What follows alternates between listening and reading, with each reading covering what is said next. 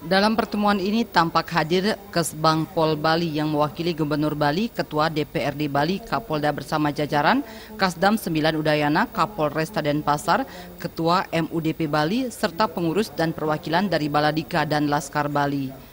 Kapolda Bali Irjen Sugeng Priyanto dengan tegas mengatakan bentrokan antar ormas yang terjadi kemarin tidak boleh terjadi lagi.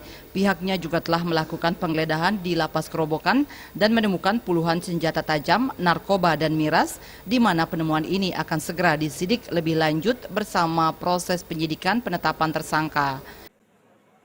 Mereka berjanji tidak akan mengulangi kembali atau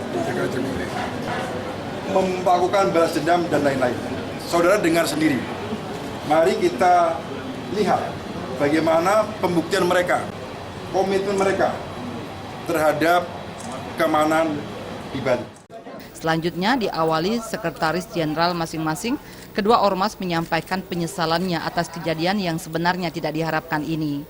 Mereka juga menyampaikan permohonan maafnya kepada masyarakat Bali atas kejadian ini. Pertama-tama kami mohon maaf pada masyarakat Bali dan Indonesia khususnya atas kejadian yang tidak kami inginkan dan tidak kami harapkan. Ini betul-betul di luar dari perilaku kami sebagai orang Bali yang mana kami adalah menyama beraya, itu dari prinsip kami orang Bali. Ini kejadian yang betul-betul di luar, dan mungkin kejadian ini hikmah bagi kami Ormas Laskar Bali dan Baladika. Dengan adanya pertemuan ini ke depan kami ingin menjalin hubungan yang lebih baik untuk menjaga Bali. Kami akan selalu berupaya membenahi di alur yang lebih bawah lagi sehingga apa yang kita harapkan bersama tidak akan terjadi.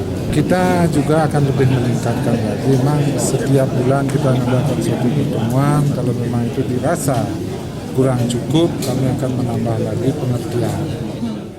Dalam pertemuan ini juga ditandatangani surat kesepakatan damai antara kedua ormas guna menghindari terulangnya kejadian ini. Gargita dan Yudi Partana, Bali TV.